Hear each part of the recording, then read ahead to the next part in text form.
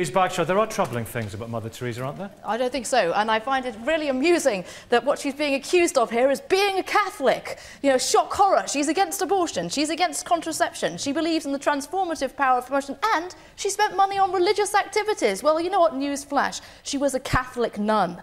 And the people that died under the care of the Sisters of Charity... Secular icon. She's not a Catholic icon. The people that died under the care of the Sisters of Charity weren't compelled to be there. They weren't locked down. There was no compulsion to go and die in those wars. They chose to be here. Now, currently, controversial in the news is that Albania, from where she originally came, has requested the return of her body, of her relics. And the Indian government have said, absolutely not. We are so proud of Mother Teresa. We love her. She is a citizen of India, and she is resting at peace in her own country. It is not for me as a practising, although very unworthy Catholic, to say whether or not Mother Teresa should be canonised. It's not a popularity vote. It's not subject to, this is not the X factor, the holy X factor. No.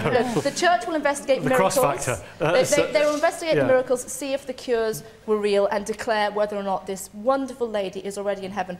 Well, when she said mothers are murderers, was that strong language to say that the biggest threat to the peace of the world, that she said this when she... Mothers are murderers? Was that her phrase? I think the peace of the world... Well, I think that if you... I am obviously a Catholic. I am absolutely pro-life from the moment of conception. I make no bones about it.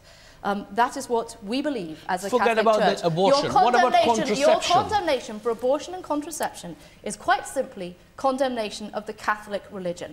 Mother Teresa was a faithful Catholic. Absolutely. Well, right, Sharma, what did you feel about it? She's not fated as a Catholic. She's fated as a secular icon. Could I just bring some perspective to this? Yes, first of all, Lise, you must understand, 1929, Mother Teresa entered India as a missionary. Now, unfortunately, Indians have not had a very good relationship with the Catholic Church. It started off, obviously, with the Portuguese Inquisition in Goa, and you know, the priestly caste being targeted, and of course Saint Xavier, you've probably heard Francis Xavier, who has also been called a saint. How do you feel about the deathbed conversions, if I can Well, ask the you? deathbed conversions, first of all, I'd like to say that in our faith, in the Hindu faith, we believe in unconditional service to others. It does not mean that you hand them a loaf of bread in one hand and then a Bible in the other. I think that's wrong to try and convert people who already have a faith. I think that's an insult. And there's some very wonderful people in this world of other faiths and without faith. Absolutely. Whether they deserve sainthood or not is decided by the Catholic Church. And that's the problem. We shouldn't really be, you know, not talking ill of the dead. Let's not talk too much ill about Mother Teresa, because she will be judged by her karma. She will be judged by karma. Benjamin, how do you feel about this elevation of suffering, the beauty of suffering, because it takes you nearer to Jesus, and of being poor? I think this is a terrible thing. You never hear people who are poor and suffering saying it's great and wonderful. No, you never hear that. Absolutely. I've been to the mission in Calcutta, and I thought it was really appalling. And I think the bottom line is, we're going back to expenses here, millions of pounds have been given to that organisation. When you go to that place, that should be a modern hospital. Exactly. With needles for everybody. That should be a state-of-the-art place.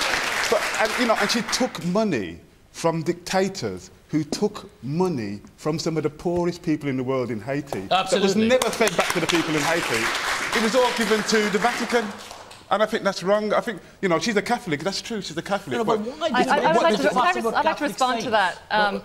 Her mission was not to build hospitals and schools and have, you know, top-notch modern technology. She had the money. She had the money. She could at least give them beds. That was not her mission. Her mission was, first and foremost, to work with the dying and to go out to people on the streets, not for them to come to her, but for her to go out to them. She never did. And usually, can I just finish? Usually, they were hours, sometimes minutes from dying. It was not about and she would work with them and then move into other homes that she had. Benjamin Zephaniah. I heard an example once of a young boy who could have been cured for a simple operation, but Mother Teresa kept him in her place and wouldn't allow him to go down the road and have a simple operation that would have saved his life, and he died there. Do you know the reason why? Why? Well, the reason why is because the former editor of The Lancet, Dr. Robin Fox, actually visited there, and his actual word was haphazard. That I agree entirely with Benjamin, that if those people who she'd taken in had been given the chance, they could have been saved, rather than just... what about... let me introduce something else into it. Can I just say... It's very important to introduce this. Miracles. Who believes in miracles? Why are we so... What century are we in? I don't know if we all still believe in slaying the dragon, but I think most of us have sort of twigged that's a little bit... Well, you're a secular person. You don't believe in such matters, do you? And anybody who does, I mean, who believes in Harry Potter or the Tooth Fairy? Well, you're talking about belief in God. But not true. Our future MP does. But that doesn't detract from the fact that we shouldn't be so bogged down by Catholic saints. Who are these Catholic saints? Have you heard of Pope Pius IX? Do you know he called Jews dogs? Do you know that Pope Pius IX brought back public hanging?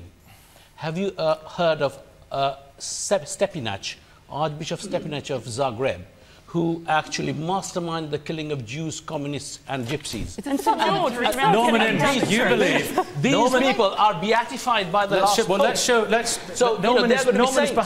Norman, you prayed with Mother Teresa. Yeah. And tell us, she cured you. Didn't you believe you were cured, or by the love of God through her? I believe through the love of God, through Mother Teresa, she helped me enormously with the condition that I suffered. Which was? I suffered from schizophrenia and bipolar, which I still have the bipolar and the schizophrenia. Over a period of 3 visits to Mother, I had visited her many times over the years, received many letters, but the first visit 2 years before she died, actually, I met her in San Gregorio, St. Gregory's in Rome, and in the June sunshine, we sat together, and there was a spiritual spell.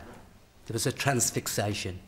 What do you mean by a transfixation? Well, I just sat there, she sat opposite me, the wrinkles in her face disappeared, she smiled, I smiled, that was it. It was like a hypnosis, doctors, a clinical hypnosis. And you felt it through your my whole body. Being, I couldn't speak, which is a rarity. I'm a chatterbox like my granddaughter, and I couldn't speak. And doctor, you're his doctor, you're his GP, you've helped him, and you were telling me earlier on this was extraordinary. I don't agree with many of the things those side was saying, but there is no time, because I worked in the NHS for 44 years.